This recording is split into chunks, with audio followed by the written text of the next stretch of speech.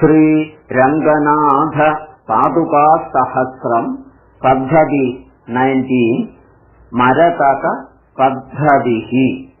अनुष्टु वन्दे गारुत्मदीं वृत्या मणिस्तोमैश्च पादुकां यया नित्यं तुलस्येव हरितत्वं प्रकाश्यते। वसन्तमालिका सविलासगदेषु रङ्गभर्तुस्त्वदधीनेषु बहिष्कृतो गरुत्मान् अधिगच्छति निर्वृतिं कथञ्चिन्निजरत्नैस्त्वयि पादुके निविष्टैः। समये मणिपादुके मुरारेर्मुहुरन्तः पुरमुग्धचेडिकास्ते हरितान् हरिदश्मनां मयूखां तुलसीपल्लव शङ्कया क्षिपन्ति। हरितसहसा हरिन्मणीनां प्रभया रङ्गनरेन्द्रपादरक्षे तुलसीदलसम्पदं दधाति त्वयि भक्तैर्निहितः प्रसूनराशिः। उपजाति प्रसादयन्ती मणिपादुके त्वं विक्षेपयोगेन विहारवेलां हरिन्मनोज्ञा हरिकान्तिसिन्धोः सन्दृश्यसे शैवलमञ्जरीव। बध्नासि रङ्गेश्वरपादरक्षे हरिन्मणीनां प्रभया स्फुरन्त्या चूडापदेषु श्रुतिसुन्दरीणां माङ्गल्यदूर्वाङ्कुरमाल्यपङ्क्तिम्। वसन्ततिलकम् अच्छेद्यरश्मिनियतैर्खडिता हरिद्भिः सद्वर्त्मना गतिमती मणिपादरक्षे सन्दृश्यसे सवितृमण्डलमध्यभाजो रङ्गेश्वरस्य रथसम्पदि वा परात्वम्। श्यामाय माननिगमान्तवनोपकण्ठास्थाने पदावनि हरिन्मणयस्त्वदीयाः पर्यन्तशाद्वलवतीं प्रथयन्ति नित्यं नारायणस्य रुचिरां नखरश्मिगङ्गाम्। उद्दिश्य कामपि गतिं मणिपादरक्षे रङ्गेश्वरस्य चरणे विनिवेशितात्मा प्रायो हरिन्मणिरुचा दृढभक्तिबन्धा प्रादुष्करोति भवती तुलसीवनानि। सेवार्थमागतवदां त्रिदशेश्वराणां चूडामणिप्रकरशालिषु मौलिषित्वं संवर्तयस्य सुरमर्दनपादरक्षे स्वेनाश्मगर्भमहसा शुकपङ्क्तिशोभाम्।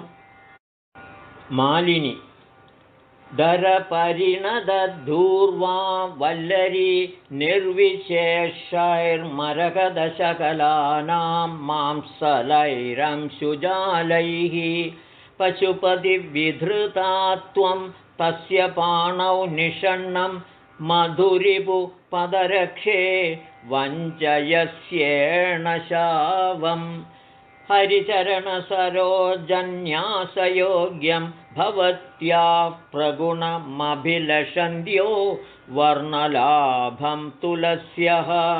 प्रतिदिनमुपहारैः पादुके तावकानां मरतकशकलानामाश्रयन्ते मयूखान्। हरितमणिमयूखैरञ्चिताध्यात्मगन्धैर्दिशसि चरणरक्षे जातकौतूहलात्वं। धनुज मदनलीलादारिकाणामुदारां दमन कदलपङ्क्तिं देवि मौलौ श्रुतीनाम् अधिगत बहुशाखैरश्मगर्भप्रसूदैर्मधुरिपु पदरक्षे मेचकैरंशुजालैः अनितरशरणानां नूनमारण्यकानां किमपि जनयसि त्वं कीचकारण्यदुर्गम् प्रचुरनिगमशाखां पादुके रङ्गिणस्त्वां चरणनखमयूखैश्चारुपुष्पानुबन्धां मरतकदलरम्यां मन्महे सञ्चरन्तीं कनकसरितनूपे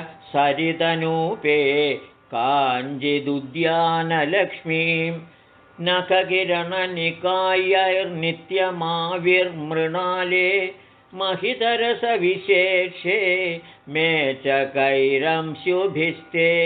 परिकलयसि रम्यां पादुके रङ्गभर्तुः पदकमलसमीपे पद्मिनीपत्रपङ्क्तिम् अनिमिषयुवतीनामार्तनादोपशान्त्यै त्वयि विनिहितपादे लीलया रङ्गनाथे दधति चरणरक्षे दैत्यसौधानि नूनं मरकदरुचिभिस्ते मङ्क्षुदुर्वाङ्कुराणि विपुलदममहोभिर्वीददोषानुषङ्गं विलसदुपरिनैल्यं देवि विष्णोः पदं तद पृथु मरकददृश्यां प्राप्य पादावनित्वां प्रकटयदि समन्तात् संप्रयोगं हरिद्भिः मन्दाक्रान्ता पद्माभूम्योः प्रणयसरणिर्यत्र पर्यायहीना यत्संसर्गादनखचरिताः पादुके कामचाराः तारासक्तं तमिह तरुणं प्रीणयन्ते जरत्यो नित्यश्यामास्तव